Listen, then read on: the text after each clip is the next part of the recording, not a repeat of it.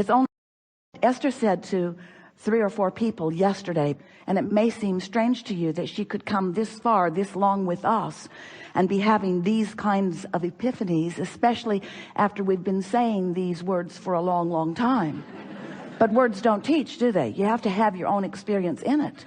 It's only life experience that teaches. Strange that we offer so many words, isn't it? But along with these words, we're offering our knowing. And with that knowing is a vibrational frequency. And that vibrational frequency of what we know resonates completely. It matches perfectly the vibrational resonance of that which is your source. So as you are in an arena like this and you feel that resonance, you will be vibrationally changed. You will be. Which means for a little while, you may revert back, because we can only hold you so long in this room.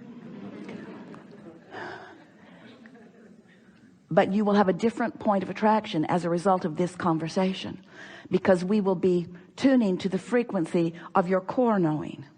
And when that's activated within you, wonderful things move through you and out from you and back to you. It's a wonderful experience. So Esther's epiphany, she said to her daughter and a friend and then another friend, I finally figured it out. All I have to do. They laughed just like that. They did.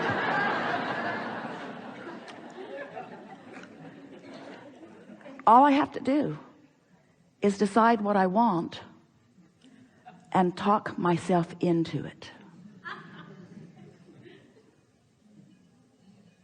We have enjoyed this interaction immensely. That's everything, you know.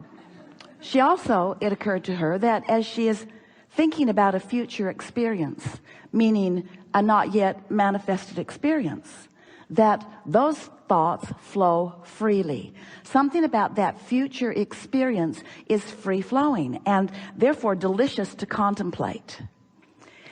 But then when she found herself trying to bring it into the now before it was ready to reveal itself to her, so she was trying to figure out what to do, when to do it, and who to do it with, and how to go about it. She realized she was introducing resistance into her future idea. Now, in and of itself, that may not seem so interesting, but we want to explain to you why that is such an important thing for Esther, or for you to understand. Everything is a vibrational reality first. And if you are taking pleasure in your vibrational realities, if that which is your future experience in terms of manifestation, but your current experience in terms of the thoughts that you're thinking, if it is pleasing to you, if it feels good to you, if you find yourself driving and wanting to think about it, if you find yourself lying in bed and wanting to think about it, if you find yourself just waking up and wanting to think about it, in that pure thought, there is so much power and so much orchestration is taking place.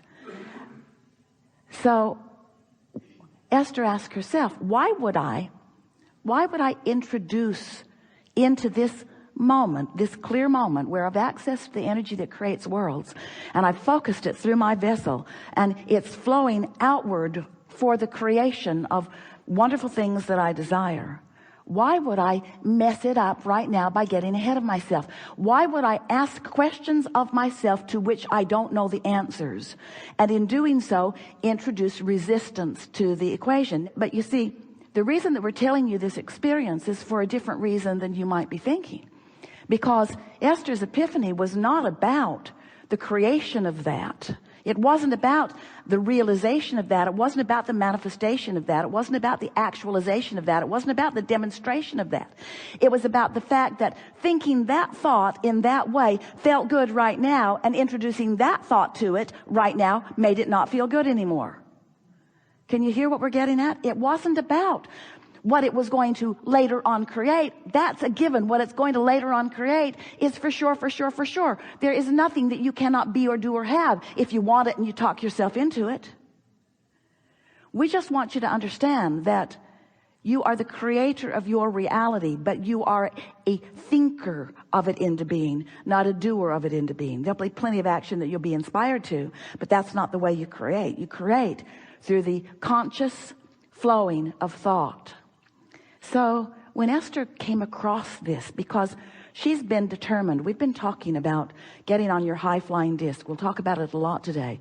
Waking up first thing in the morning, and before any worrisome thought or any troublesome thought or any past memory or anything that could muddy your waters begins, to just proclaim to yourself and to the universe that today you are anew. You've pushed the reset button. You are like reborn.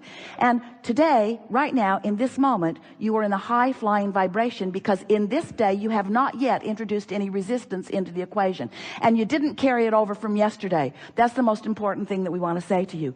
During the night, you stopped the momentum as you slumbered. So when you awaken in the morning, you're in that high-flying place for sure, if you will focus there and allow yourself to be there. We'll talk more about how to get there. Esther said to us the other day, Abraham, I refuse to accept that if I wake up in the morning and I'm on my high-flying disc and then something occurs to me and I begin to ponder negative things and then I lose my connection to that high-flying feeling, I refuse to accept that I have to wait clear until tomorrow morning to get back on. And we say, you don't have to wait clear until tomorrow morning to get back on. There are all kinds of tools. It's just easier first thing in the morning. And so Esther's been playing that game every morning, waking up. And it's quite funny because she's by herself. And so she awakes and then she announces to herself, I'm awake. Like somebody in the other room needs to know. I'm awake and I'm coming in. I'm coming in and I'm high flying. So get ready. Prepare yourself for the silliness or for the fun or for the high flyingness of that which is me, because that's where I am and that's where I mean to stay. So as she has been for about 6 weeks now, waking up in a really steady determination to be high flying and then doing her best to stay there. We've been saying to you that 17 seconds begins another new momentum. Have you been hearing us say that? So Esther says to herself, if anything occurs to her that's a slight deviation from feeling good, she gives herself 17 seconds to get over it. 17, 16, 15. She told a friend the other day, I have something to tell you and I only have 17 seconds to say it in, so I need your undivided attention because this is going to be fast. So since Esther's been playing this game where she's been really decided, determined to get on that high-flying disc, wanting very much to wake up there, acknowledge that she is there, and then milk it as best she can in order to stay there. Every morning, more momentum. Every morning, more momentum. Every morning, more momentum. And by that we mean more momentum in her ability to wake up there and stay there longer. The first day, she didn't even make it till breakfast. Second day either.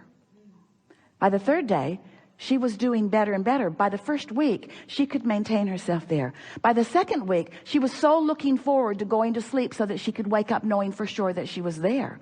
And as the weeks began to move past, she began to notice that her days were affected in this really powerful way. This is what Esther discovered as a result of this exercise that she applied deliberately.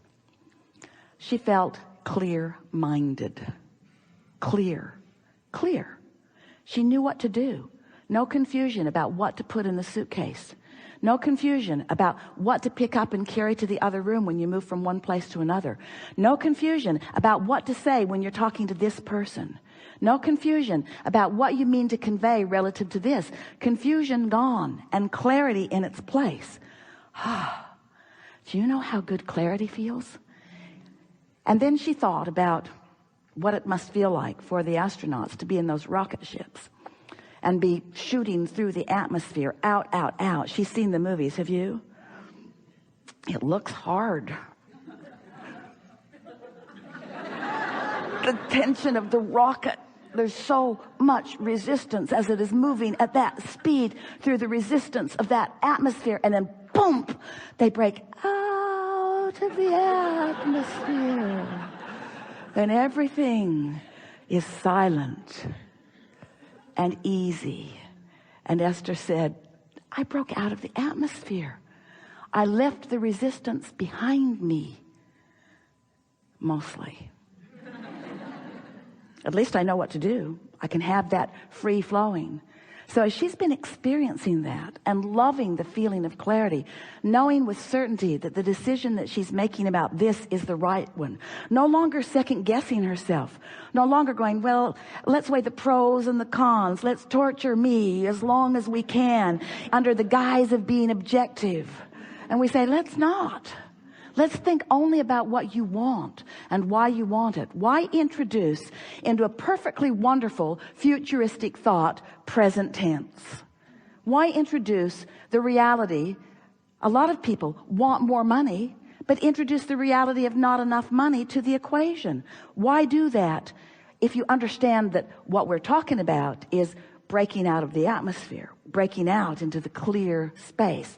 What we're talking about is the feeling of clarity, the feeling of alignment, the feeling of knowing, the feeling of well-being, the feeling of love, the feeling of ease, the feeling of passion. Whether it's passion or ease in the clear space with no resistance is delicious. Just depends upon how much momentum you've got going on the subject at hand. Yes.